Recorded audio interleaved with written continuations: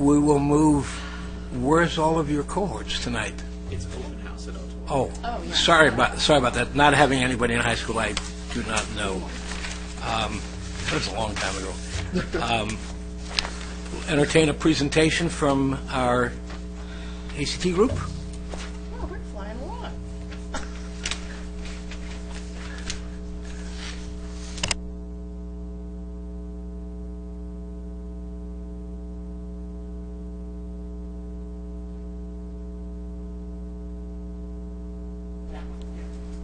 Oh, okay. Hello, my name is Jewel, and it is a pleasure to be here representing Lake Forest Advisory Committee for Teens. I am here to update the Parks and Recreation Commission about what ACT has been working on this past month. We volunteered at the Special Needs Fair. We helped with creating the crafts for the event, running the craft station, and helping escort nectar. This month, we have also been working on service projects for Earth Day. We have started an initiative to help clean the sports park once a month during one of our meetings. We also have posted around the park some environmental facts, tips, and quotes to help bring awareness to Earth Day and its importance. We look forward to helping with the Aliso Creek cleanup next month. Thank you for your time. Thank you. And would you please convey our thanks to the entire group at your next meeting for all of the projects you undertake and for being here and letting us know what you're doing. It's a great, great group of kids. And I appreciate it, too. And you're probably going, oh, we have to go to a meeting and we have to speak. But you know what? This is how you exercise and practice those vocal cords and your speech techniques, which will help you further on in life. I know right now you're like, oh, trust me. Okay. But anyway, thank you. My mother. I was channeling my mother. Okay. Channeling my mother. Just take that from Vice Chair Herron as a lesson in parenting for the future. Or, it'll come in handy someday, I'm sure. Moving on to the minutes of last month's meeting. Are there any comments, corrections, additions, deletions? If not, could we entertain a motion to approve, please? I'll second it then. Moved and seconded. Please vote.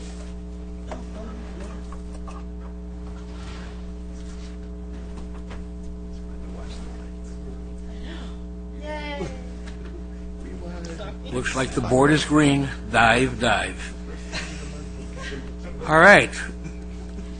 Our director will now, for the how many times, fifth or sixth times, introduce our newest addition to the community services staff. After what I went through this week, levity tonight, okay? So, excellent. All right. Thank you, Mr. Chair, members of the Commission. It's true, I'm introducing someone I think everyone already knows, but it's my pleasure to introduce Laura Lisak as our new Recreation Manager. So there are 4 of us up here. And Laura was a successful candidate out of 65 applicants. And Laura is a graduate of Cal State University Hayward, where she received a bachelor's degree in kinesiology.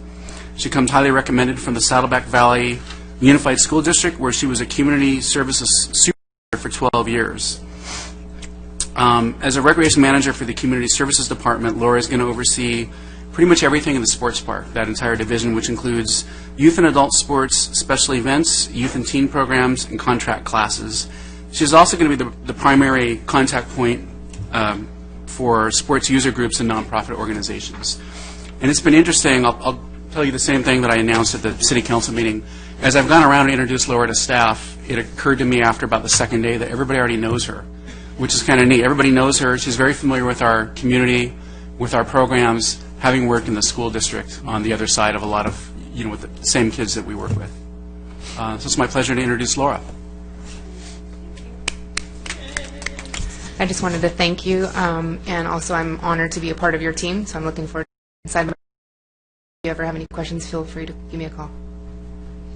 Laura, thank you, and welcome aboard. I think for the 15th time that I've said that, but it's a pleasure to have you as part of our group. Okay, I think now we're going to be treated to a sight and sound presentation.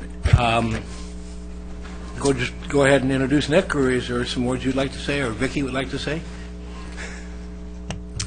Commissioners have asked in the past to have periodic updates from our senior recreation supervisors and recreation supervisors. And so we have brought Nick in tonight to give you an update on the skate park.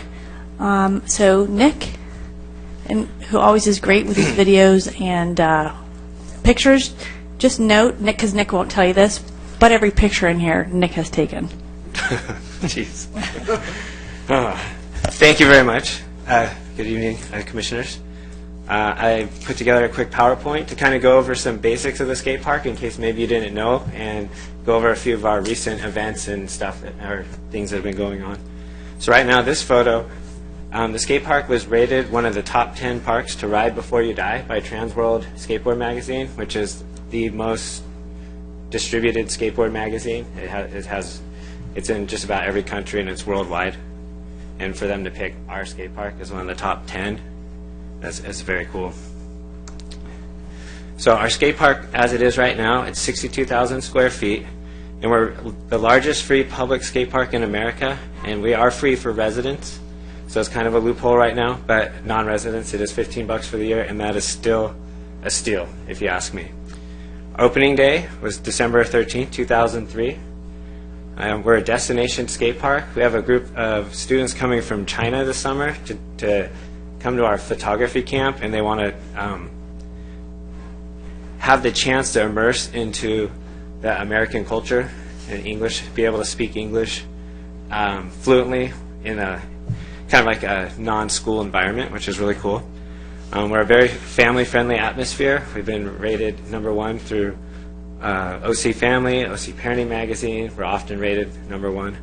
And as you guys know, we're a private-public sponsorship with Etnies. So each year, we have an average of about 60,000 visits to the skate park. We attract visitors from around the world. We have about 4,800 Lake Forest Foothill Ranch residents registered to use the facility. That doesn't mean they use it every day, but they might use it twice a year, but they're all registered. And we average about 120 people per day. But on a busy day, especially when school's out, we can have over 300 plus people, and it's definitely crowded. And just this last summer, we had 220 kids in our camp, which was the year before we had about 169. So it was a pretty solid increase in camp attendance. And this is a picture from Skate for a Cause, which is coming up on May 7th this year. And it's Ryan Scheckler's event where they do fundraise for charities and whatnot. And it's often well attended. We also have coming up at the end of our summer is our annual end of summer camp out. And you can see in this photo, this was from a couple years ago. We usually have about 200 kids spend the night at the skate park. And nobody sleeps and it's chaos all night. And I usually stay the whole night. And by the morning, I'm so ready to go home. We actually myself along with Pierre, the owner of Etnies, we set the world record skateboard lesson on Go Skateboarding Day in 2012, which I taught a lesson for 311 people, and we had to teach for 45 minutes, and I had to turn in a curriculum and comply with all the Guinness Book of World Records requirements. But it still stands today, so that's pretty exciting. Very cool. And that event got picked up through so much media. It was on a lot of local news, and we had an overwhelming response to that. And it cost $0 to do. So here's one thing that I'm pretty proud of at the park. If you're not familiar with it, it's called the Kyle Wall. And several years ago, we had one of our skaters, Kyle. He passed away. He was 12 years old, and he was a daily skater. He was very mixed into the skate scene there. And his dad came to me and wanted to throw like a pizza party, have a band come play to kind of honor his son. And we came up with the idea that a pizza party is not really going to let kids just eat pizza and they leave. Why don't we try to raise money and build something to kind of remember your son? So we came up with the idea for the Kyle Wall here. And let me get this video going real quick. I'm going to turn it up as loud as I can from here because the sound doesn't seem to work through the TVs this evening.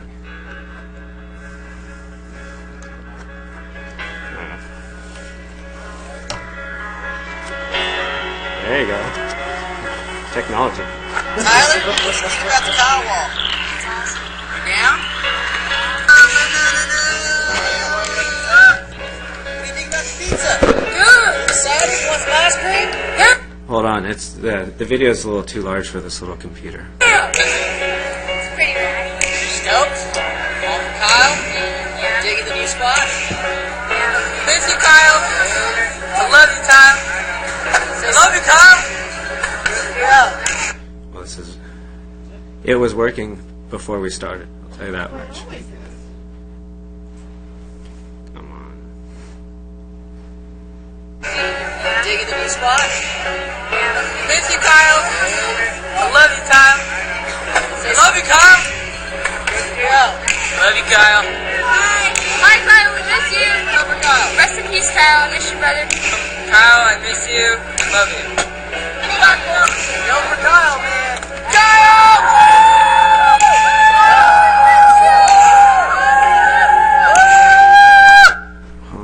I definitely apologize for this. It should totally be working. We miss you!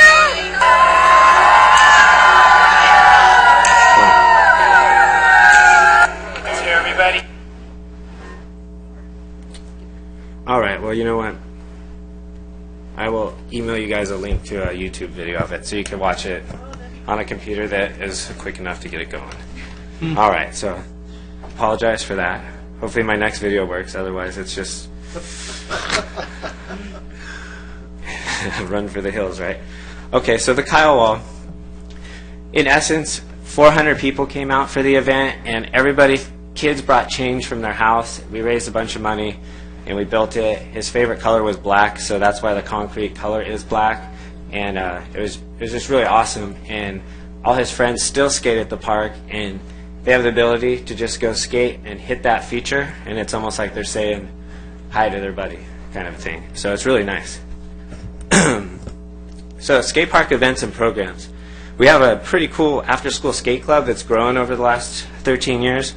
We have about 25 or 30 kids, so every Tuesday and Thursday we have staff watch the kids from 3:30 to 6:30, and they get a snack and a drink, and we have staff kind of guide them. It's not specifically lessons, but it's a way for a bunch of kids that kind of, I noticed there were a lot of kids that weren't mingling, but they all skated, and that was a way we put them all in a group, and now they're kind of friends. So we're definitely excited about that. We have the Hallows Eve Bowl Jam. It's our premier contest of the year. It comes up in around Halloween time. This year it'll be October 22nd.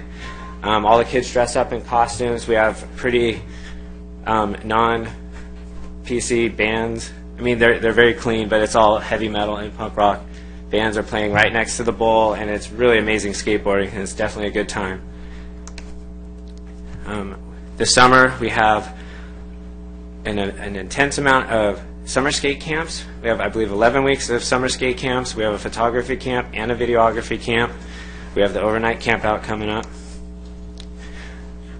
In October, combined with the Hallows Eve Bowl Bash, we're going to move our art show called The Gathering, where we turned the whole street area into an art show, and we've had multiple vendors over the years, and we've had live art, we've had graffiti walls. Probably the coolest thing we had was a guy that was carving tiki statues with his chainsaw, so that was very interesting.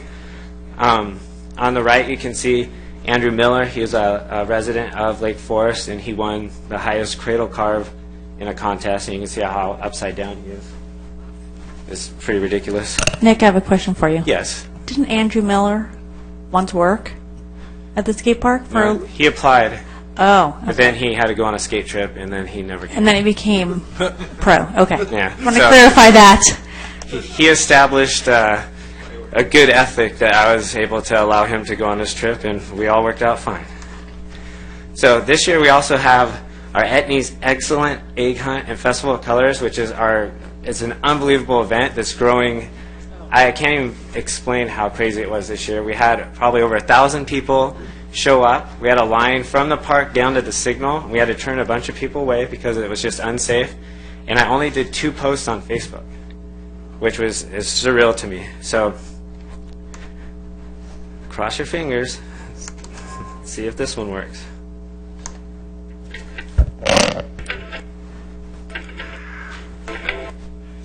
it's not. I'm going to send you guys these because I worked hard on them, and you should see them. Or you could at least say you saw them. Well, and you know, we'll look forward to that. So thank you. Give it one shot here. Okay. So you can see all the kids lining up in the park for the egg hunt. This is a time lapse I did to get a kind of a feel of everything. We throw out 10,000 eggs throughout the skate park, and they're gone in about 1 minute. It's pretty fast how it goes. And in the last couple years, we've added this new element called a color blast, which is not playing. Oh, there you go. You can get the rough idea. Everybody gets a sack of this colored, non-toxic dust, basically, and throws it up in the air all at the same time. And everyone's a colorful mess, and the kids love it. And parents are... At first, the parents are really hesitant, but then you can see like the child come out in them, and they start throwing the stuff at their kids, and everyone's having a blast, and it's a really cool event. And in the future, we're definitely going to work on kind of limiting it on the amount of people coming, because it was. I love that it's very popular and just very high demand, but it was almost a little bit too high demand. But it's a good thing to have too many people coming to your events. Right. It's a nice problem to have. So, and last but not least, I invite you all to follow our social media for the skate park. Our Facebook is Etne Skate Park of Lake Forest. Right now we have about 38,000 followers on that. Our Instagram has 8,400, and that's at Etne Skate Park. And our Twitter is at 5,700 followers. And I can just put out one message, and I get a pretty large return. And that costs no money, and it beats out any ads or anything. I haven't even made a flyer for like a band night or anything for the last couple of years. It's all social media driven. And I'm very proud of how large we've been able to grow it for the skate park. And that concludes my presentation of the current stuff at the skate park. If you have any questions or anything, I'd be happy to. Oh, I do. Okay. I always talk to people. Kind of known for that now, I think. And I was talking to this family that I know, and they were very complimentary about staff at the park. Their son is there on a regular basis. And they said, you know, sometimes there's some, I don't know how to describe it, let's say words exchanged, but staff Colorful. nips Colorful it in the language, bud. yes. Yeah, but, staff nips it in the bud, so thank you for that. Thank you. It's But very I nice just wanted to hear. pass along that compliment of how really pleased they are, and they do spend a lot of time there. Awesome. So, Thank you. thank you. Uh-huh. Mr. Chair, could I add just something real quick? Sure. Nick did a great job, I think, describing the skate park and our programs and the numbers. In most cities, the skate park is like a yacht, where your best days are the day that you get it, and then the day you get rid of it and close it down. That's how most cities feel about skate parks. This is the best skate park I've seen. I worked in 2 other cities where we had skate parks, and it's nothing like this one. And you know, I wanted to give Nick the full credit for taking a really difficult kind of program, a different kind of culture, and engaging kids that are often difficult to reach with our other programs, and doing such a great job of reaching them. I'd also add that there is the very public side of the skate park, all the events and how you see things turn out, statistics, and then there's the administrative side. And nobody ever really sees the administrative side. Nick's done a really good job of getting his arms around that. There's a lot of money that goes through there, a lot of cash drops. We never had a problem with it, any of it. Skate parks are generally considered a high-risk facility where you would anticipate a lot of injuries and incidents. We really don't have that many there. I don't think I have more there than I do at the sports park. So just want to give Nick credit for that. He's the brains behind that. Thank you. Victor, do you have a comment? I have to tell you, I have not been to the skate park. But that brings up a comment. I mean, we do have some newer folks here, and I think it might be appropriate as a suggestion to have you extend an invitation to the commission for kind of an orientation, because as much as we try to be as proactive and attend as many of events, that's one site that I personally haven't been to, and there may be others in the commission that would have an interest. So I like to suggest that perhaps an opportunity to do that might be extended. Definitely. Victor, I think, to add to that, I think that's a well-taken point. However, I can say I'm sure Nick will do it formally, but I know in many, many years, this thing's been kind of 13 years now. 13. It's amazing. Plus. It's one of those places down you really don't need an invitation. Go up there, and whoever is there on the staff just say hi, and you want to see the place, and explain what's going on or whatever. And again, Nick, I think one of your strengths is exhibited by the folks you hired as your staff at the skate park. And I've had the pleasure, and I'll say privilege, to interact with a few of them over the years, and they're all top-notch, and they'll give you the cook's tour, and day or night, anytime they're open, just go up there. It's right across Home Depot on Lake Forest, and Oh, I think that's great. I think there are others on the commission that would like to do that. Perhaps we can do a groupie thing. go up there. Don't tie people to maybe a specific thing, or everybody can go up kind of whenever. I like they the want. idea of having some time set aside without interrupting, without advance notice. So that's just the way I operate. So I would prefer we had some dedicated whatever time to do that. Well, I can accommodate both ways, and we can set up a formal time, and informally, you're more than welcome to drop by any time, and I'll discuss with Vicki. We'll schedule a date where you guys can come out before we're open, and you could check it 6 out. a.m., right? For the- Or you could do a group skate lesson. Group skate lesson. I had Brenda from the senior center skateboarding in the Black Bowl when the seniors came. Really? Yeah. Do you have video on that? I got a photo. There's a photo somewhere. Wow. Yeah. Really. She did. And I do remember we a long time ago, this dates me, we closed it for staff and city people. Mhm. And I remember Bob Dunnick Bob got Dunnick. out there and did that. On Yeah. his- on Oh, his- yeah. It's on been a his long time. rollerblades. And He did.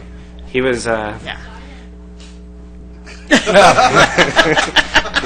he was unable to regain out of the bowl there, but it was all right. At least he did it. That was awesome. He did. But that was really nice that we had that for us. We could definitely, I would not be opposed to doing it again, because sometimes I feel the skate park is a gem that a lot of people might not recognize or aware of it. Yeah. I don't know. Anyway. And then also I remember one time I brought my mom and dad there, and you guys were so gracious to let me take them in. And not that they're really into skateboarding, but it was a way for me to say, this is what I do with Parks and Rec. So thank you for that. Oh, you're welcome. There goes. Just one more thing I should highlight. You've probably seen that the programming is really innovative there. If you go to most skate parks in most cities, it's just about people that come and skate. We have art programs, we have holiday programs, we have camps, we have the lessons. I know that the other two skate parks that I saw in other cities didn't have any of that. And it's just really other really cool, creative ways to engage more skaters. Well, to kind of comment on that, because I was, and Loretta was also here, at the time the initial, before the ground was even broken, I think probably one of the wisest moves that Lake Forest made was to make the decision to staff it, as opposed to just a site which is kind of open between, 24 hours in some cases. You can get in there, where all kinds of stuff goes on, which doesn't allow you to do any of this that we can do, having it staffed. Hey, Nick, one question I had. You mentioned the size of the park being 62,000 square feet. Yeah. A lot of the ones that I have seen, which are pretty much more local, are smaller. How does that compare? Is that considered larger or one of the largest? Or We're definitely one of the largest. We used to be we were the largest. Oh, really? And Texas built a park that has it's 100,000 square feet, and China built a park that's 6,000 square feet. Each park that's getting built that's in that same size, they basically make it a little bit bigger to claim. But we're the largest. We're definitely the largest in Orange County. Yeah. And we're definitely one of the world's best skate parks. And parents, if when parents bring their kids to the park, they feel safe, and that just blows my mind. If you go to Laguna Hills Skate Park on an evening, it's just a different breed of animal. It's a patrol station for the sheriff, is what it is. Yeah. Basically, yeah. Exactly. Again, thank you for everything you do and have done and are doing, and come back. Jim, can I ask You bet. Do you mind if I sure. ask Oh, one yeah, question? definitely.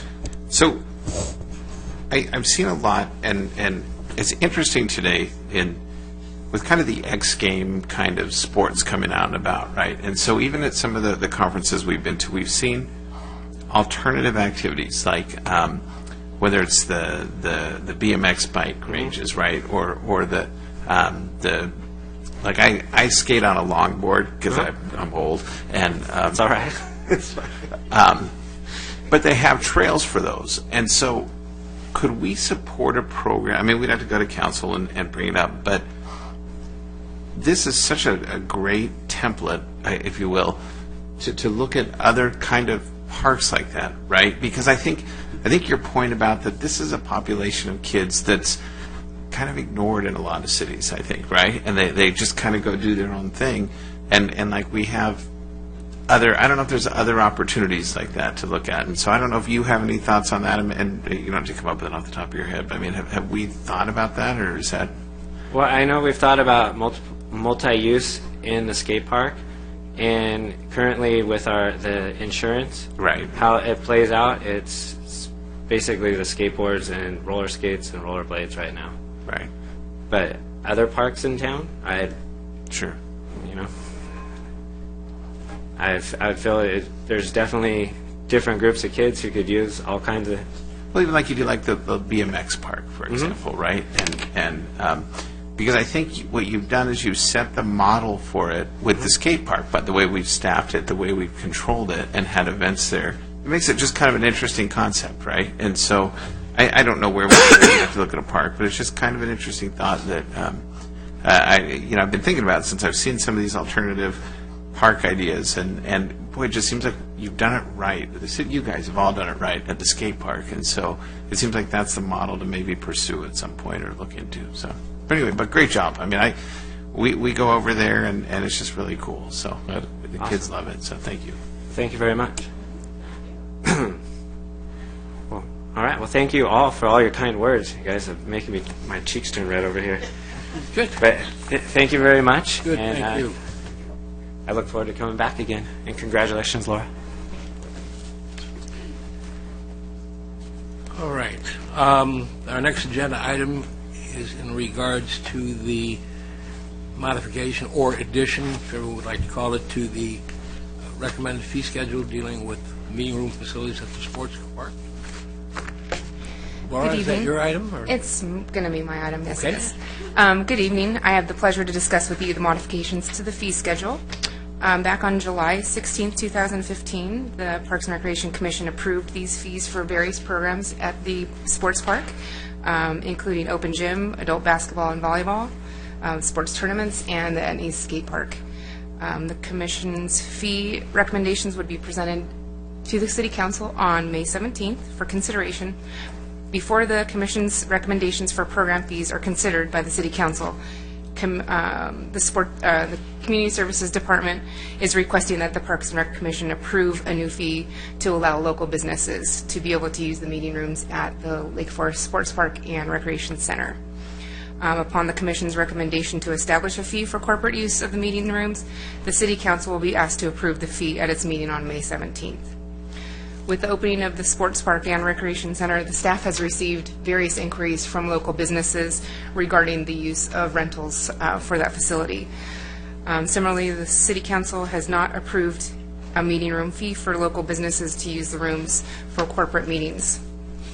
Staff has conducted a market study of local cities to determine what they charge for meeting rooms within 7 local cities. All these fees that are listed here are based on an hourly fee. We basically saw that they range anywhere between $25 to $235 an hour. Staff also completed a cost analysis, which would determine the cost of providing meeting rooms, including the overhead for recreation staff, utilities, custodial, staffing hours, maintenance services, things of that nature, in an effort to identify an hourly room rate that would recover a significant portion of that. In the cost of providing the room, and it's consistent with the fees charged by other cities. Staff recommends that an hourly fee of $120 be assessed. And the proposed new user fees would generate approximately $5,000 in annual revenue to partially offset the operational cost of that. Basically, if there's any other questions, please feel free to ask. Also, I would like to add that $120 is based on the findings that we had. Mainly the inquiries from the businesses were for the large room. As you can see in the market study, basically they have a large meeting room fee, a small meeting room fee, but the inquiries that we received were basically for a larger room, which was assessed at the $120, but we can also do the smaller room, which would be $60 an hour, because we do have 2 rooms available. They're both 900 square feet, but can be opened into one large room. Are there any questions? Any questions from the commission? Commissioner Workmeister? And I want to make sure I understand which room it is. Does that include the use of isn't there a kitchen there? It does include it? There is a kitchen, and that would be included as Okay. well. Yes. I have a comment. Commissioner Sherk? Okay, thank you. Excellent study in terms of coming up with this, because there's no past precedent that I'm aware of or guidance on this. Is that correct, in terms of charging? Yeah, what we followed, the general MO is basically you do a market study, you see what other cities are charging, and then we figure out where our fees should be if our services are comparable. And that's what we've done here. The other thing we've done is we figured out our actual expenses. What does it cost to actually provide the room? And pretty much for all the fees that we recommend, including the ones that the Commission's already approved, the cost of providing the service is usually far greater than the fee that we can actually charge based on the market study. And I think that's also the case here in the case of the meeting rooms. So the cost recovery, from what I can see, of $297 versus $120 is about 60% of that rate cost recovery of the $297, which I think is very reasonable given as a service to the community. Another question I have, though, is are you going to place any limits in the number of hours that a business can use the room? We hadn't discussed the limit of hours, but I would assume that the limit would be an My- 8-hour day and my nothing outside of suggestion- the open hours of the facility. My suggestion from my own experience is businesses typically will have full-day meetings, sometimes two full-day meetings. Cost is not as important. Location, 120 is very reasonable if you were to shop it out to a hotel. I would highly recommend you give some thought, at least from the get-go, to get more experience, because this is really a work in progress to begin with, because you may want to make adjustments based on what you're learning through this process. But having, I think, a limitation would be helpful until such a time you may want to relook at that. So, Victor, I think it's an hourly rate, Yes, right? that's correct. And so I think it's proportionate. So if they want to use it for 8 hours and it's during our operating hours, they would pay us, I don't want to do the math, like $1,200 or whatever it is. And so, will you do the math real quick since you're Yeah, laughing? it would be 8 times 120. That's generally correct. And That wasn't my concern as much as concern of monopolizing facilities for long periods of time. So the short answer is we wouldn't let them do that. So the rules, I think, for any kind of filled rental or rental of an amenity, anything like that, the meeting room, we let them rent it if it's available, as long as it doesn't interfere with programming that we already have scheduled. As long as we're not going to bump someone out of there, it's going to prevent us from doing something else that we should be doing. We'll generally rent the room to them within our normal business hours. Can I ask one more question? How do we define, is it, when we say local businesses, is that City of Lake Forest businesses, or is it just in the area? Is that correct? It's correct. It's going to be Lake Forest businesses. So it's only for Lake Forest businesses? Well, we'll give them the priority, but we would also rent to other businesses located outside of Lake Forest. Would we do a different fee for the outside? Did I miss that when I was going through this? I would not, we can, if that's what the commission wants to recommend, I think the way that we recommended the schedule, the fee schedule, we were just trying to keep it simple, Right. which was consistent with what the commission recommended in their fees that you consolidated last July.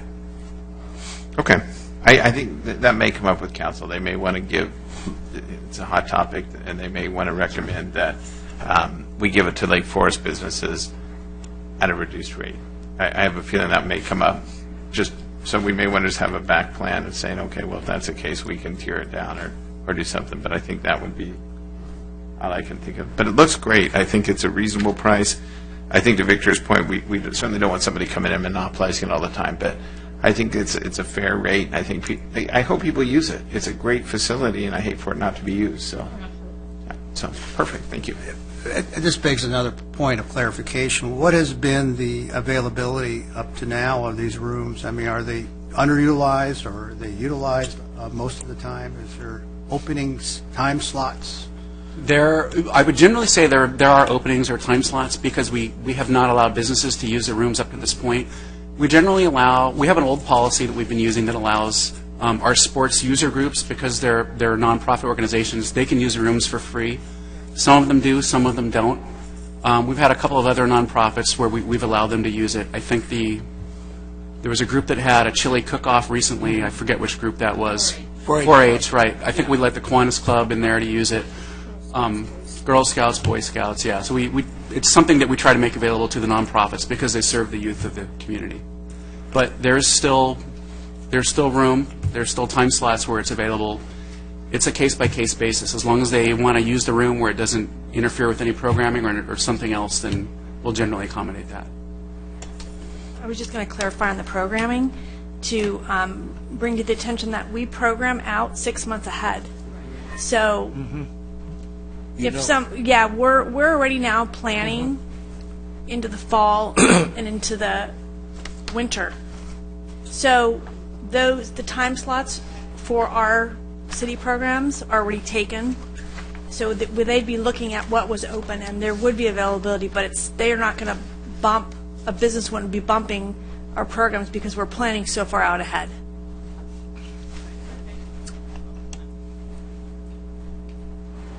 I'm sorry? Sure. Yeah. Okay, so I took a different approach on this research because I know you did all the cities, which is excellent. But what about our competition out there? Besides cities, we also have other places that they can rent rooms. So I went online. I did my research. Well, first of all, do we know about how many people per room we can fit? Do we know that? Because that would be good apples and I think it depends on the setup. right. Yeah. Which tables are being used? Okay. As a classroom. If it's a classroom setup Yeah, you get versus more tables people. and chairs, right? Okay, like for instance, is it Ayers Hotel for 1,800 square feet for a half a day? They charge $412.50, and that's for 40 to 74 people. They charge what? $412 for a 4-hour thing. So we're kind of in that price range. But then there are other places where, like the Best Western Plus in Marina Shores in Dana Point, for 1,000 square feet, they charge $100 for a half-day rental. Yeah, I know, it's all over the place. That's what I mean. It's kind of like, woo! And then there are other places where it's like $500, for half-day rental. So, I mean, I'm kind of all over the place on this. Then are we going to provide any service? Like, are we going to offer them whiteboards? Do we have whiteboards? We generally don't do that. So what we usually do is we provide the tables and the chairs. Okay. If there's something else that they need that we might have, we would probably provide that. But generally, they're going to be responsible for providing their own audiovisual equipment. Okay. Things like that. Whiteboards. Like their own projector. Right. TV monitor, if they want to bring that in. Because these are all the amenities that these hotels offer for Correct. class. Correct. Okay, so are we going to put that? So, do we need to add that to this little thing? If that's the commission's, well, I don't know that we have those things. So we would actually have to buy some of that. Well, but maybe we just need to specify. I don't want, they're coming expecting that. Equipment. Right. Some of it would be taken care of in the initial conversation. They would call you, do you have this date available? What do you have to offer? Right. which is what would do now with a nonprofit. Oh, okay. Part of the All right. conversation you're having with them. Right, but I just wonder if we need to Yeah. spell it out, because I don't want some, a Well- wonderful business coming and going, oh, I thought you had a whiteboard, and I thought you had... That's a good point. We'll spell that out. We'll add something in here Okay. that clarifies what the city provides and then what the rentee provides. Needs to provide that. Yeah, like, they need to bring their own drinks, because some of these places, provide water. In their advertising, they provided filtered water even. Isn't that special? So, I think I'm okay. I mean, I'm just worried about the small businesses. Is that going to be a lot of money for them? But, I don't know. You're going to say something, you're just urgent to say something. Okay. I think the small businesses pretty much have their own little conference rooms. The inquiries that we've been receiving, or the questions that I was asking of the staff at the sports park, basically the questions that they're getting are from the larger groups. Okay, That all right. mainly want to use the larger room. And the reason why I did city to city is just to compare apples No, to apples. I know that. I Okay. understand that, but I'm just saying, I was looking at what we're competing against Right. within the city or Sure. cities Right. around us. So that's, Oh, yeah. No, I definitely. just wanted to double check your part. So, okay. Well, thank you. All right, let me interject a couple of comments as well, questions from the comments. Commissioner Sherry, your comment on the revenue recovery rate, you came up with, what did you say, 65%, which would be? Which I'm trying to figure, if the cost is $297, and cost is $297 per hour, the recovery is $120. How do you get to 65%? I guess I was happy with what it was, which is under 50. It's in the 40s, the percentile, which I think is, 50% would be 150. And we're only charging 120. So it's the other way, then, it's in the 40s. Okay, that's our revenue recovery. Okay, which I think is good. The other comment, I don't think we really want to make this too complicated, to be honest with everybody. We're not in the meeting room business. It's an adjunct. We have a facility that is occasionally vacant. It can satisfy a need. I agree with the comment about putting in a one simple item in the policy thing, that it is facility only, and no other amenities or visual aids, or, I mean, I wouldn't even have to go spell it out, just facility-based, that's it. The only thing we would provide, as was mentioned, were chairs and tables, because we have them. And that could be mentioned, that would be the only provision we would make. Having had a lifetime of experience in meetings with other places, I will tell you that those rates that you're seeing there are facility only for the 1,000 square feet. You want chairs? Oh, that's You want to sit on the floor? Okay. You want chairs? So much per chair. Still get filtered water. You want, trust me, that's written in there too. You want water, you want anything else, there is a unit cost, and then there is a additional cost for like cleanup, Right. which is not the facility rental cost.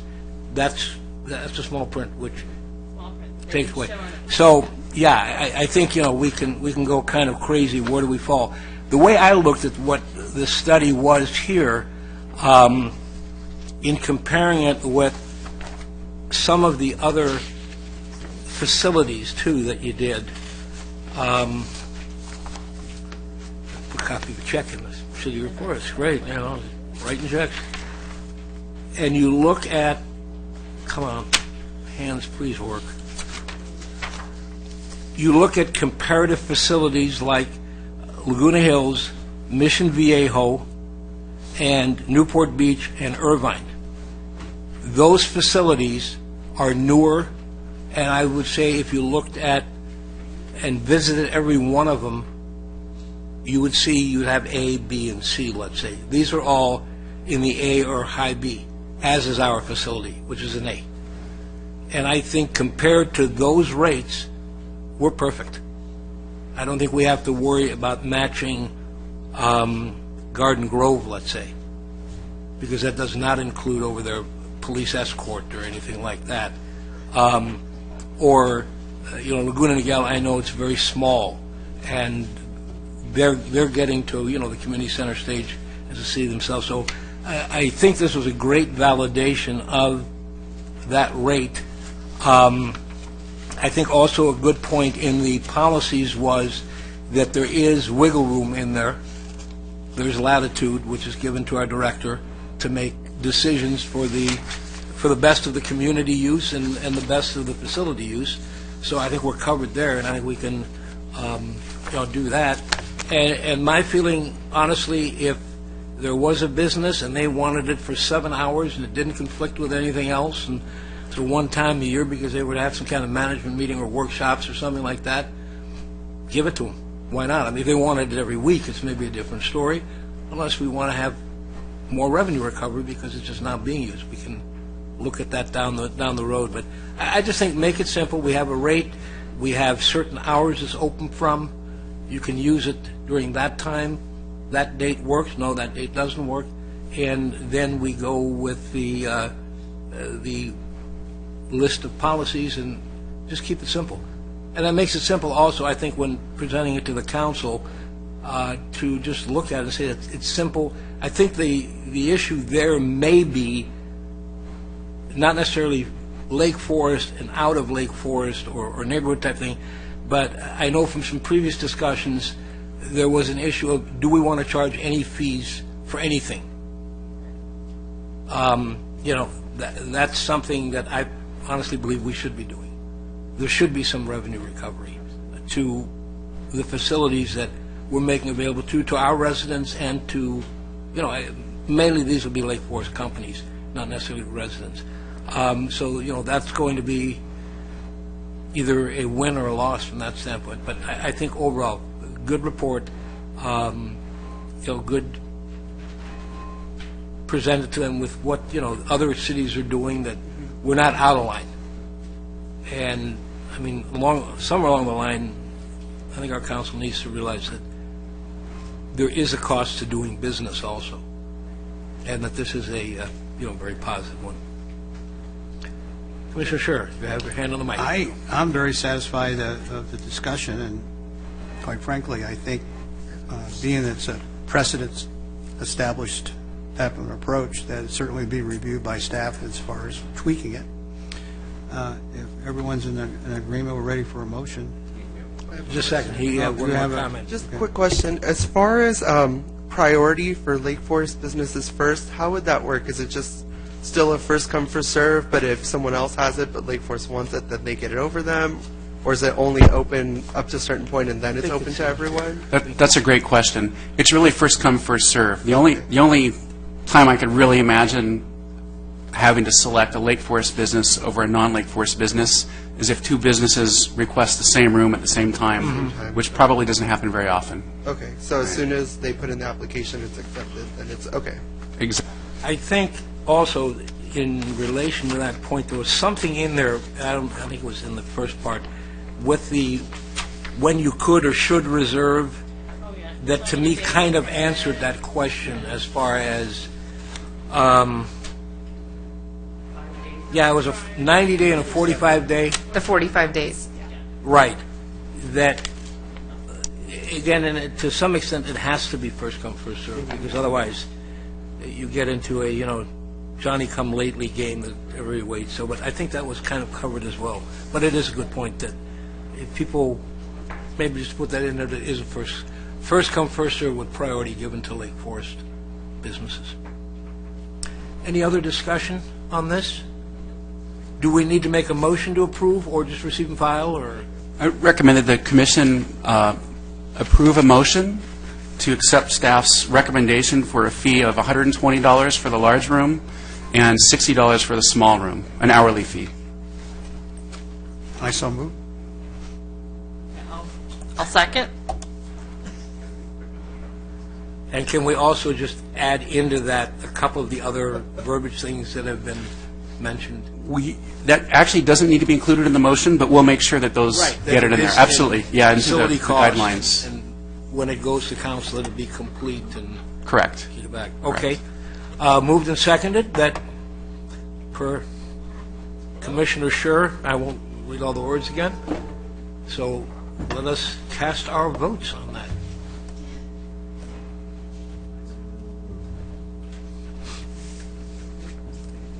Okay, green light again? Very good. Moving to our recreation report.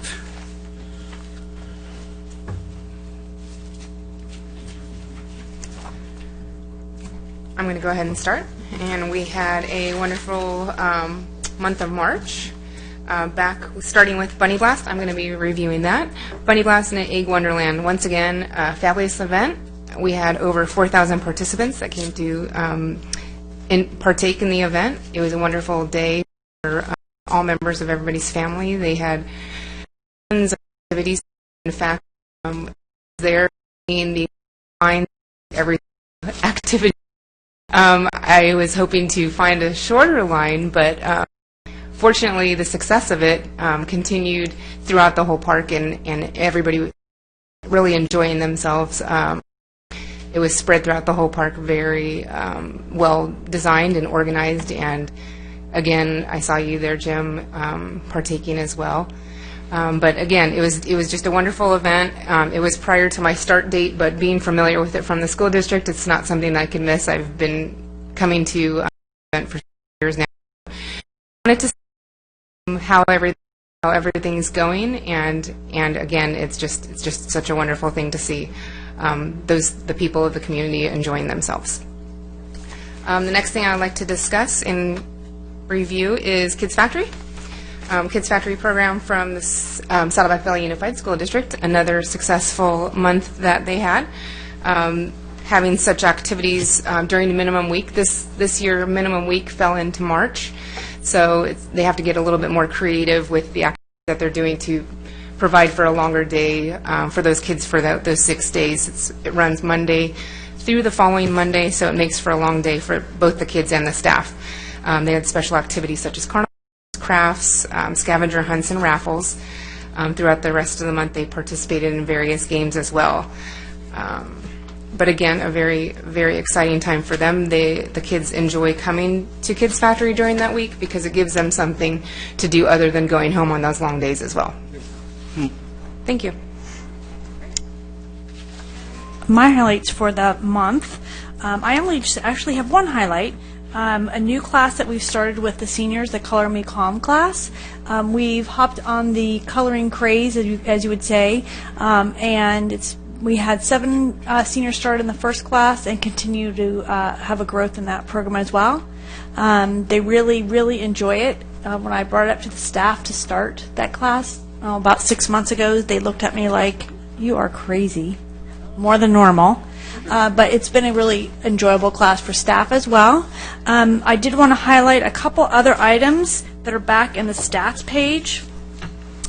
Just that in the emeritus classes, the new classes that we have worked on with Saddleback College are really popular. It was such a great cooperative working relationship with them, just to see that the classes are growing and popular, the beginning Spanish, the advanced Spanish, the wearable art, current issues in government. You would think, really? We're going to sit in there and talk about current issues? And that is one of the most popular, huge class. And birds of the world. Who would have thought? Yeah, so those are great classes. And the last thing I wanted to highlight is to go to the calendar of events. Just a reminder that on April 28th is the annual Excellence for Seniors Award Luncheon. That's coming up fairly quickly. And then we are getting ready for summer registration for summer programs. Resident registration will be on May 10th. And non-resident registration is going to be on May 17th.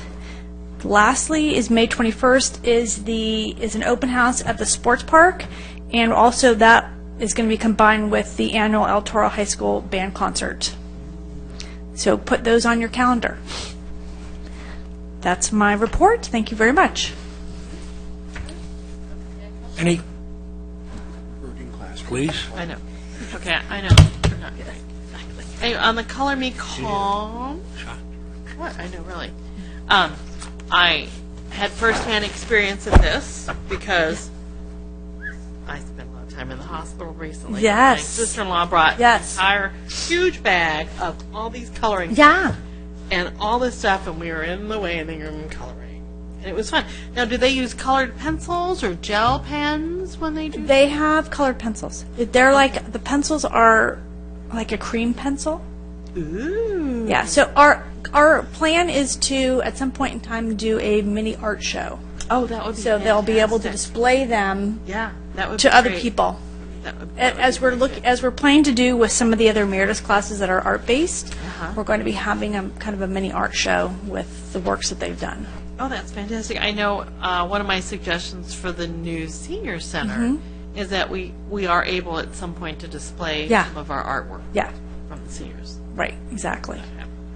But anyway, I just, like I said, first-hand experience with this. Yeah. And it was good. It was really good. You know, we were all but no, I think you did great. Thank you. Thank you. Any other comments, questions? I have one, besides the fact, again, it's the typical standard of excellence plus when you read through the stuff and even looking at, from some other places, what they do, we don't see their numbers, but the variety that we offer is humongous, which is great. On the emeritus classes, where the spreadsheet shows offered per, is that month or week? I don't remember anymore, to be honest with you. Maybe I should start going. It's week. Offered per week. Per So week. they either go once a week or twice a week. Yeah, I couldn't remember if it was per week or per month, which then my attention went to the far right column for March. Yes. That the numbers tripled. Because that's the beginning of a new session. A new session of classes began. So what you'll see is at the beginning of a new session, the numbers are quite large. Towards the end of a session, the numbers will deplete. And that's a quarterly type thing that they go for? Theirs, I think, are 6 or 8 week sessions. Okay. It's not based on the college curriculum. It's based on more of a recreation curriculum. So you'll see that at the very beginning of a session, your numbers will grow because people are consistently going to a brand new class. And as the session goes on, the course goes on, the numbers dwindle down for attendance. Does that make sense? Yeah, it makes sense. I guess now, trying to really understand this, I'm just going to pick one of them. It's never too late fitness. Okay? That number actually would have increased 2 reasons. First reason would be that it is the beginning of a new session. Second would be that we moved that class from a location that couldn't accommodate as many people over to the sports center that now we can accommodate more people in that class. Okay. All right. So that explains it. Is the curriculum... Same with Pilates. When you have a session and then you start another one, does the curriculum change? Or It's dependent on the class type and the instructor, how they teach that class. So you may have a yoga class that the instructor will have the same people in their class continually for years and years and years. They may do a majority of the same curriculum. They may do a few time slots of a newer curriculum, but it's dependent on the instructor and how that instructor bases their teaching. So there's no real rule of thumb that you could throw and say No. kind of the straw man. And No, and with the, actually in general, emeritus classes and or contract classes, we don't have involvement in as much of their curriculum. That's more what they would be doing. I'm assuming that the college does require a curriculum from that because it is part of a college, not college course, but it is part of It's that an same offering of their- right. Yeah. Right. Correct. Okay. Figure you could kind of lump it into something that's more complicated. Yeah, and I don't think some of these classes you could start in the middle of the session. It wouldn't, for instance, the Chinese brush painting.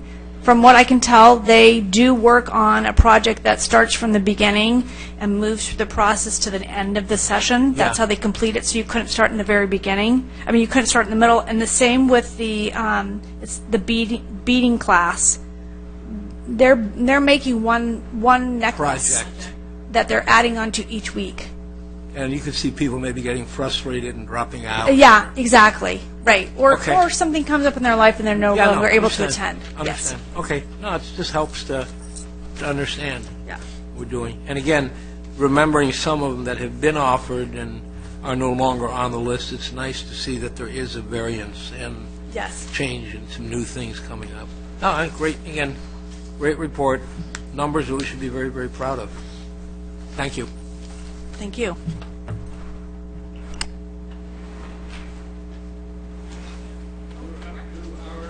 Up to our director's report. Thank you. I have just a brief update on one item. It's really important, though. For the mid-year budget, the City Council appropriated $50,000 to hire a consultant to study the 10 parks that have not been renovated in the last 10 years. To move forward with that, the 11th site would also be Whispering Hills, you might remember. Whispering Hills ended when there was no consensus around a specific use. And this is my way of hopefully the consultant's going to do an analysis on that, consider a range of uses, which will include garden park, dog park, soccer arenas, and give us some really good information about what kind of challenges are posed or opportunities would arise with each of those specific uses. And I'm hoping that that's going to give the commission what it needs to make a recommendation to council, and of course the council to make a determination on the future of that site. I don't have to tell you how exciting the study is, because the last time my predecessor and this commission did that study, it resulted in about $8 million for 14 parks. So now we're addressing, those were the biggest parks. Now we're addressing about 10 parks. They're smaller. They're probably not as heavily used as the 14 parks, but they are nevertheless people's neighborhood parks. So it's a very exciting project to move forward with. So we're expecting that we'll probably release the RFP in the next few weeks, and then once we receive the proposals and we evaluate them and complete the selection process, hopefully award a contract, take a contract to the City Council either in late June or July at the latest. And that's my update. Okay, thank you. Brings us to our comments, and we'll start with Commissioner Workmeister. It's a lot of pressure, really. First of all, you guys, great job on all the reports. You make it easy for us up here, and these guys just get to talk a lot, so it's nice. Jewel, you did an excellent job out there. It was nice to hear from someone besides Josh. You can tell him I said that, too. It's all right. I'd like to say I took a drive over to Tamara's Park this last month, so I wanted to see, after all the rework on it, and it turned out very well. If you don't mind passing that on, remember there was the issue with the handicap, and so it turned out very well. And I talked to a couple folks that were at the park, and they were very happy. They were local residents that lived right there, and so I think it's nice to see when there's an issue, we can work with the local residents, and it turns out in a very positive manner. So great job to the staff, and it's just nice to see. And I think for tonight, that's all I'm going to say. So, but thanks again for everything. This is great. I know, Laura, welcome. I'm glad you're here. So thanks. Thank you. Commissioner Scher?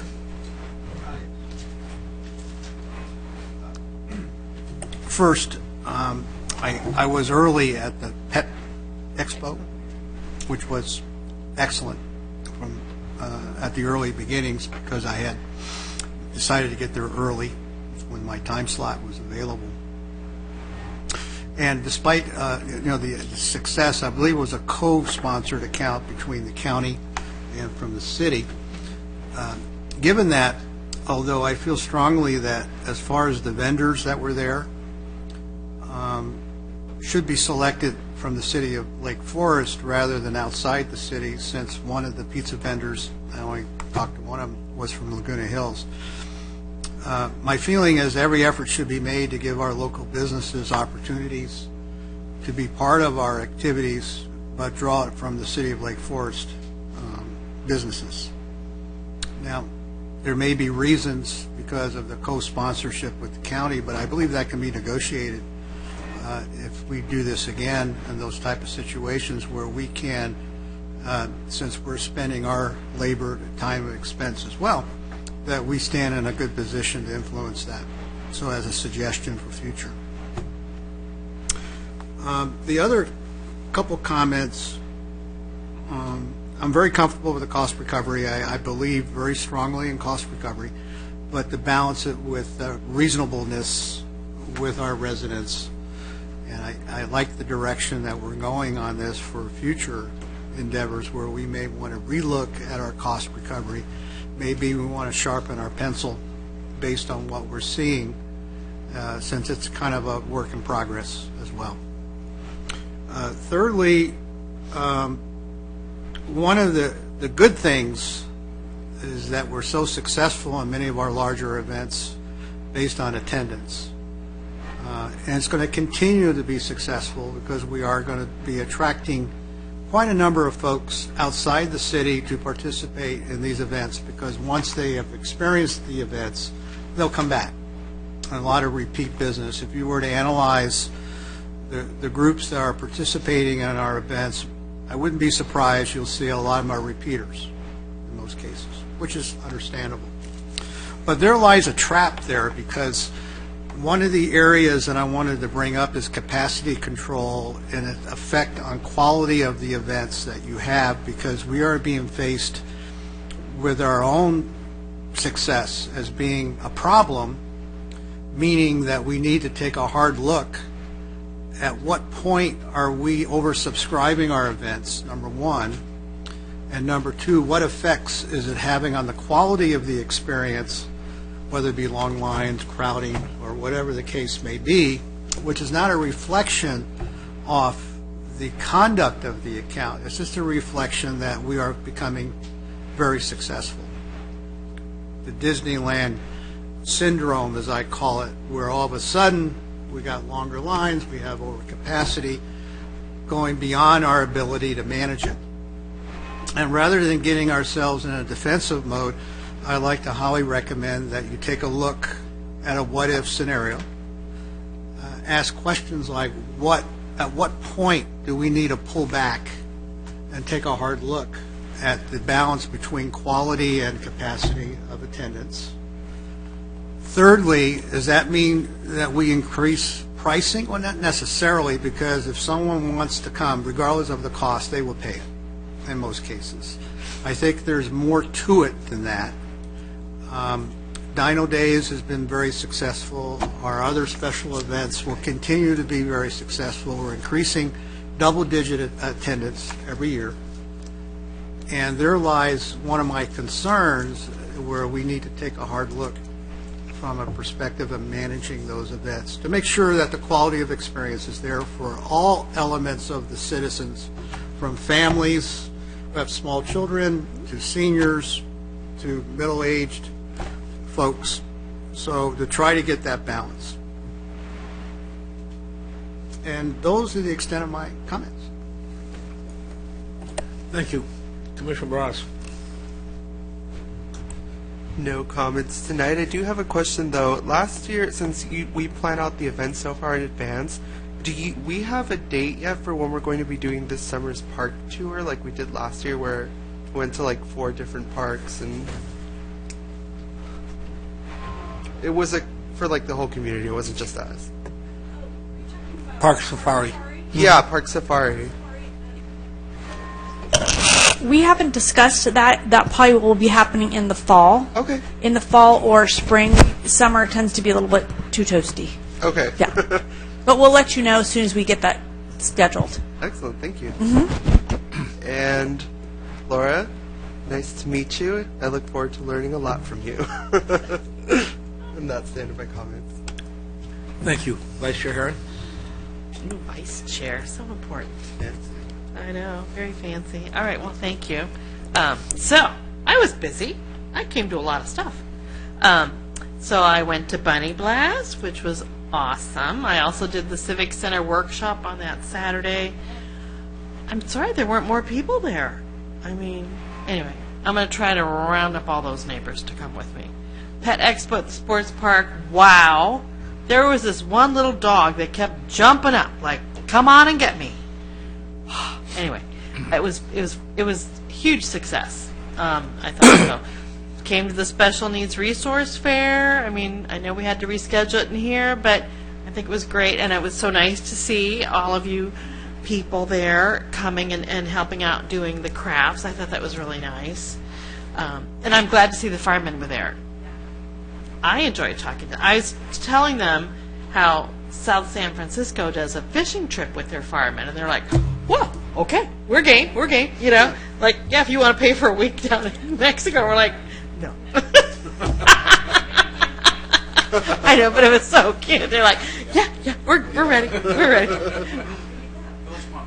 Oh, yeah. Oh, we won't even go there. You want to eat those fish? Yeah, it didn't really. But anyway, it was really nice to have them there, and I hope in the future we can do some more events, because they seem kind of excited about it, you know, and I think it's a good partnership to build up. Also, Jim and I attended the senior program at the Oasis Senior Center, which was very informative. Yeah, it was good. It was really good. I was the District 10 CPRS Volunteer of the Year, so that was exciting for me. I know. It's okay. I got it. I took care of it. But anyway, it was very exciting, and I thank you for that honor. So, yeah. I was in Indio, and I checked out a new senior, what do you call it? Not facility, but... Tent? No. Community. There we go. Senior community. Brand new. Yes. And as we're driving through, it's like pickleball galore. I was like, wow. And it was very impressive how many pickleball courts they had. So just want to mention that. And then I'm going to try, because I'll be spending more time at my mom and dad's in Menifee, and they have a lot of senior centers there, so I'm going to try to check some of those out to get a feel for what they thought works at there and what doesn't work. And then also my brother works for the city of Fontana, so he gave me a contact to check out their senior center. So, I mean, it's on the horizon there. I'm going to try to get to it. And then also, Scott, refresh my memory. We're going to present the California Commissioner Award, but I can't remember the date. City Council. May 3rd, the next meeting. Yeah. It was the award for special event, the best event, right, which is Dino. Yeah. Okay. Right. So we do have an award presentation at the very start of the council meeting. Perfect. Okay. Yeah. Good. I'm going to try to. May 3rd? May 3rd. May 3rd, City Council Dino Days. Okay, I'm going to try to make it for that, but, you know, I don't know. We're on a strange schedule these days. But anyway, so, and you know, congrats to staff. I know we're gearing up for the summer. I'm anxious for those concerts. Ron gave me a little sneak preview. I don't know if that could be... Well, I don't know. Can you tell the bands? Sure. Okay. Yes, please. I'll tell the ones that I know. I know it's a couple of 80s bands. Men Without Hats. Right. Men at Work. I guess it's all the men bands, right? Men at Work, Men Without Hats. And there is an Eagles cover band that I can't remember the name of it. And then a Rolling Stones cover band, too, right? Yeah, I think so, yeah. Are together. Okay, uh-huh. Yeah. So that's good. It should be exciting. Yeah, this should be good. We conducted a survey. One of the big questions this year was, how many concerts did we have at Pittsford Park? Because originally the idea was we're going to move them all to the sports park. And they didn't like it. So we actually did a survey, and they asked us to make sure that we keep one at Pittsford Park. So we did. And I can't remember which one it is, but one of them will be at Pittsford. The other two will be at the sports park. Okay, perfect. That's exciting. Yeah, It's the real Men at Work. I believe it's probably minus Colin Hay. Colin Hay is a big solo artist now, so he's probably not going to be part of it. Then Men Without Hats, too. Well, because I think he's in Lake Forest. I told Ron about this. We see him at Claim Jumper on Sunday nights. Who? Colin Hay. Really? He comes down once a month, the waiter told me. I didn't know that. So if you ever want to see him show up at Claim Jumper on Sunday evenings, he's there once a month. Excellent. And I told Ron about that, so he said he was going to reach out to him, so maybe, I don't know if he'll be there or not. So. Whoa. How cool is that? Yeah. What time on Sunday nights is he there? Yeah. I'm not sure I would know. Anyway. Well, Yeah. Okay, well, anyway, so that concludes my portion. So thank you. Like I said, thanks to staff. I know, like I said, you're gearing up for summer. It's going to be an exciting, busy time. And, I'm, if you need to reach me, I'll be available via my phone. No emails. do what? What? I said, if you need to reach me over the next month or so, I'll be available via phone. Okay. I thought you said your phone wasn't working or something. Well, okay, that's another story. Okay, I'll tell you that. all right. And that's offline. But Hey, because enjoy I'm it. staying at Mom and Dad's, and anyway, so You're staying? I'm staying with my mom and dad certain times of the week. There's 8 of us, and so we're all kind of taking turns. But I have the brunt of it. You have the meaning you're spending the most time. Yes, and it's interesting. I bet it is. Yes, and I'm learning a lot about things. But like I said, Dad's computer, it's a mystery. It's a mumble jumble of who knows what. And so I'll be available via phone. But no emails because I still have my flip phone. So it's text. I know. He's laughing. You don't have your smartphone? I don't have a smartphone. Okay, we'll take this offline. The whole world does not need to know my phone plan. Okay? Okay. But anyway, thank you. I'm done. All right. Let me start with where Vice Chair Herron concluded with the latest personal report on the communications criteria. I am pleased to say that after about 10 days of having a computer that was infected with, I think, the Zika virus or whatever, as of this morning, I'm now, it's like a new computer, totally. So radio silence is over, and I got a few things to catch up on. But my smartphone does work. So anyway, some more germane things. Bunny Blast, again, phenomenal. More crowded than the year before, which was more crowded than the year before. And I appreciate Commissioner Scher addressing it because I think that is a consideration that needs to be taken. At what point do you oversell, which we really don't sell, but that you have too many people to make it enjoyable, or potentially create even a safety hazard and things like that. My thoughts on Bunny Blast are maybe a little bit simpler to start. I think the facility is ideally suited for it, as opposed, you could always say, hey, we can take it and move it to Pittsford Park. There's much more flat space, or the sports park, or, on and on. I would think one of the things, noticing this year, I got there very, very early, and there were already a lot of people. I mean, early, like 9:30, I was there. There were already people there who were not involved or setting up or doing, but they were the early birds, ready the moment that ticket booth opened, the moment Snow White popped her head up, or Alice, or whoever. To maybe consider extending the time frame a little bit. That would spread it out to maybe an additional hour, and then see how that goes, because then people would realize that you've got more time, and they won't necessarily come or try to all cram it in, because towards the end, the last half hour to 45 minutes is really fairly empty. And granted, we close out the lines because you have to do things like that.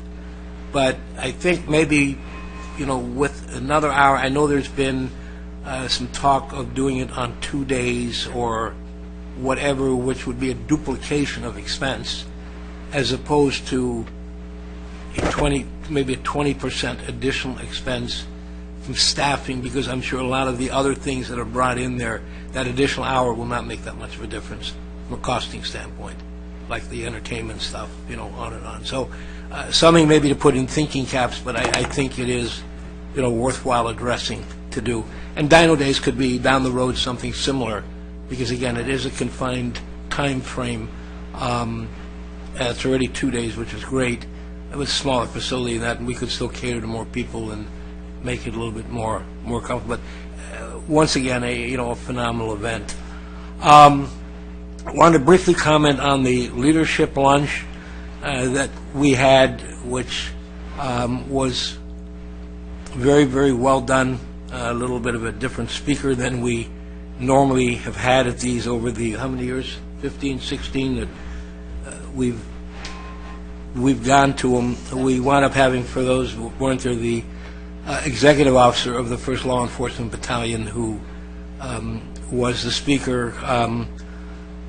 Pretty well qualified guy. He was, among other things, a basketball player in college, and 3 years all-conference. It was a smaller school, but still 3 years all-conference. And he wound up being commissioned right after graduation. He has earned a master's degree in military intelligence and all kinds of other neat type things. A CrossFit guru, very much has a YouTube video, very cool looking guy. And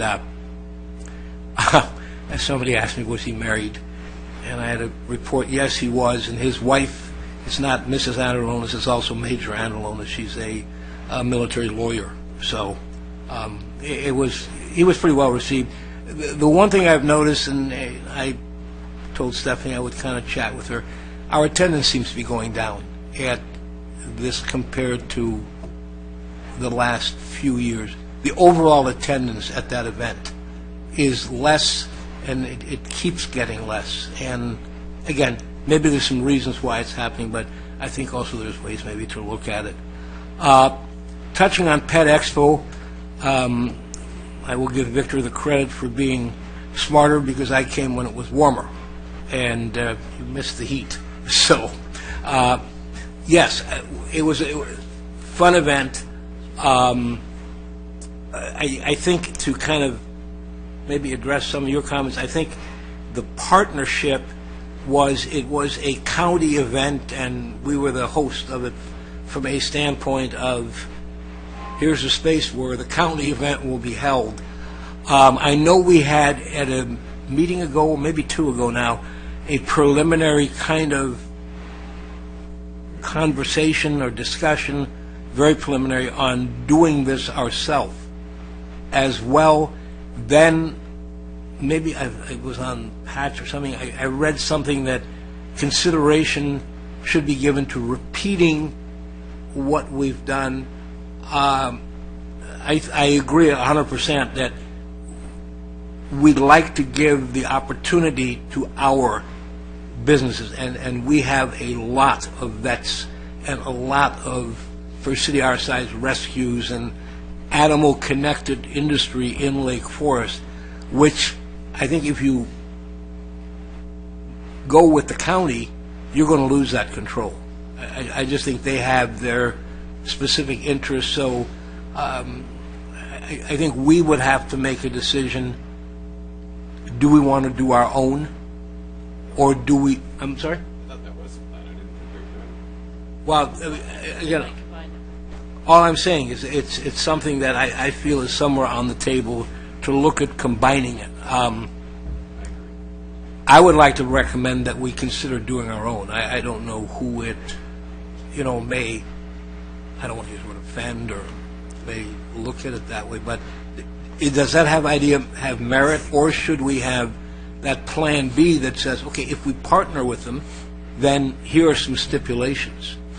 But to be honest, both ideas have merit. We actually did place money in the budget. It was the budget that we discussed with the commission. Right. I think maybe about $7,000. So there are two options. We could produce our own, featuring all of the Lake Forest businesses. Option number 2 is that we could work with the county to produce their event. Maybe we provide the entertainment, and it gets a little bit bigger than what you saw. But there are a couple of options. Something else to keep in mind is that we've had several special event requests This year, at least 2, maybe 3 that I'm aware of, but for outside organizations that want to host their own pet events.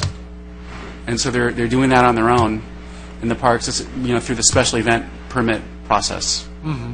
So there are a lot of pet events going on out there. Yeah. But I think there's things we could do to, I think it was good, and especially for a first time, and it came fairly quick. I mean, it wasn't like 6 months in advance we knew this was going to happen. That there are things we could do to, supplement, and maybe the answer is we look at it partly on a cost basis. If we do our own, and let's say $7,000 would be the magic number, and we could do what we feel we wanted to do for that, and if we partnered with them, but yet had the opportunity to lay down some of the ground rules that so many of the participants would be ours, local-based, blah, blah, blah, and it would cost us $5,000.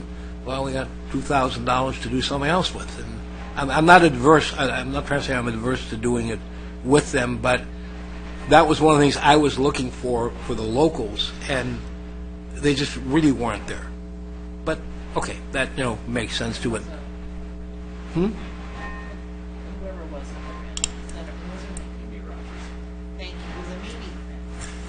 Your initial comments were correct. That ran it.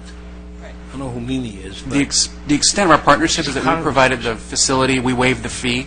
Yeah. But they really organized the event, right. So they decided kind of, it was a countywide, right? So they right. And decided who was going to be there. Even though we are part of the county in her 5th district, I think we had one representative, which, according to the numbers, is disproportionate. But again, I'd like to see Lake Forest do its thing there. Had an occasion to.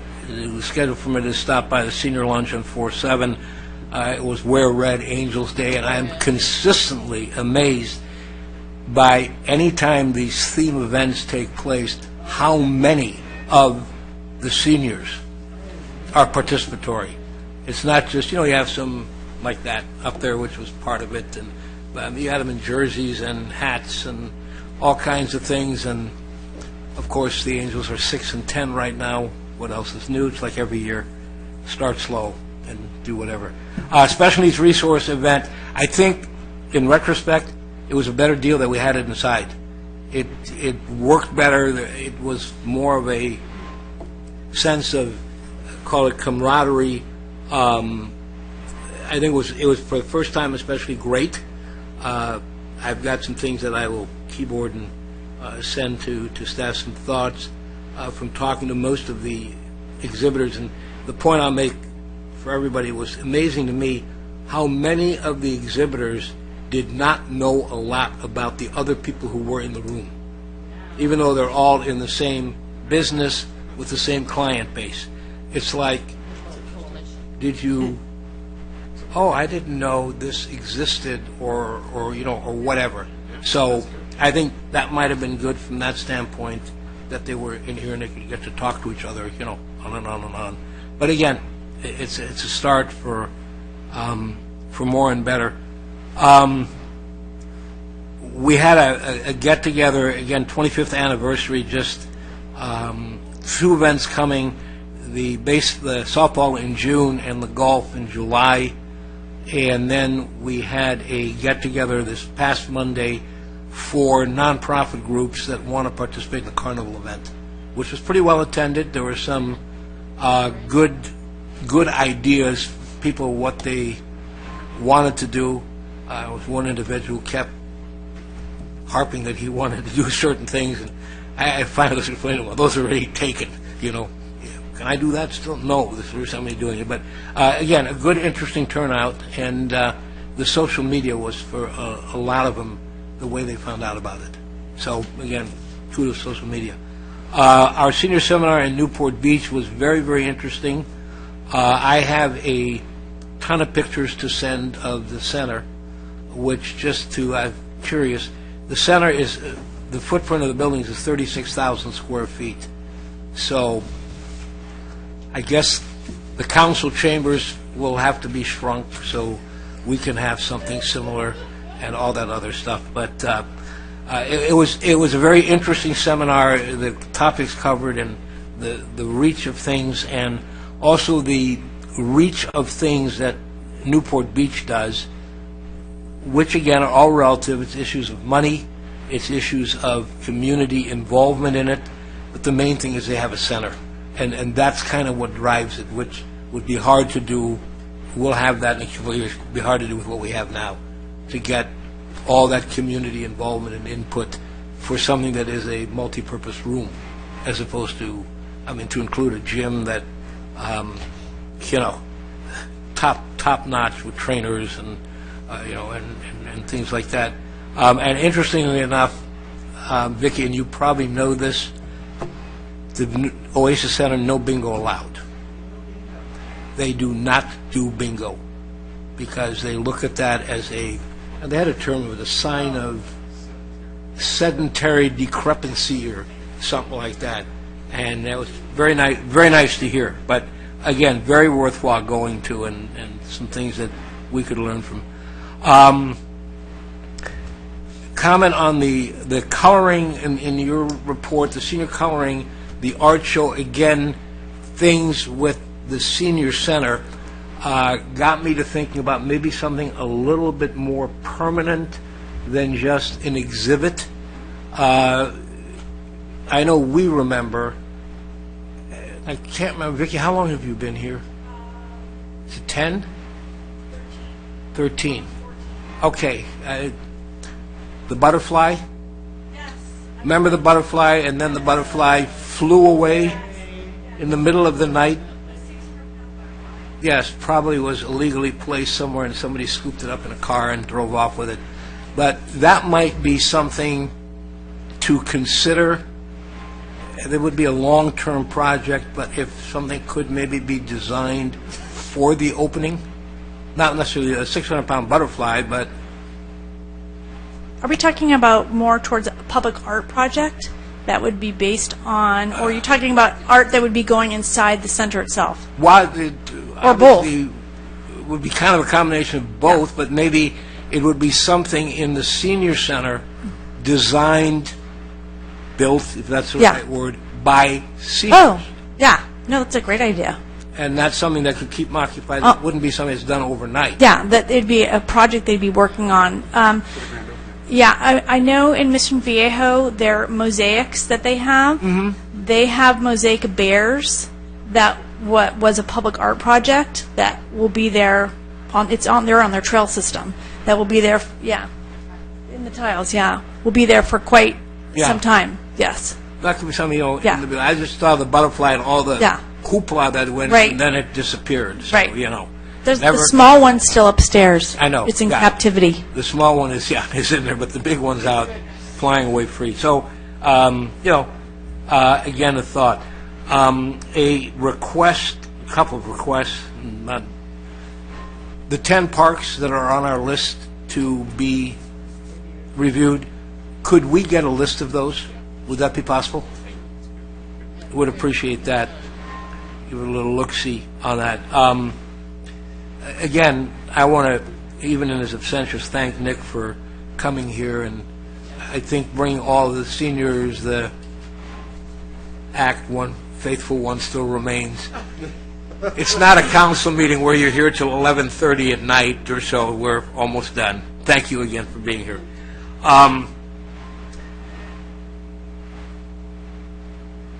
When I'm trying to remember if it was last month, we did, or the month before, the report we reviewed on the disciplinary issues, and we kind of all collectively make some suggestions and things like that. Is there a repository? It doesn't always have to be sent, and that if there was a way we could see kind of what the final draft looked like? Yes, I can email that to you. Okay. Yeah. It wouldn't be part of our regular business, but I can email that to you after the city attorney has reviewed it. And you know what the final copy will be. I'm sure part of it, like, as opposed to waiting till it comes on a city council agenda or something, with, a lot of these things that we sometimes see, we comment on, and then we may or may not see, and they may not require the council or whatever. It'd just be kind of nice to have a check on it. From the last thing, from the budgetary standpoint, and aesthetics. The community services / City of Lake Forest canopies that were at Bunny Blast, they have, I think, served their life, their tenure, and they should be given a hopefully proper and fitting funeral, burial, or just burn them, whichever, and recycle the metal, if that might be considered for budgetary purposes. If it is, I would like to recommend that you send a request for pricing to a company called Caravan Canopies.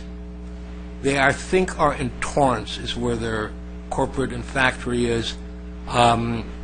They make, among other things, commercial-grade canopies, and they are much thicker, much more durable, and they will do the artwork, and they will do everything that you may want on them. And I have used them in the past, and they have given 10 years to 12 years of service that you can hardly tell they've been used.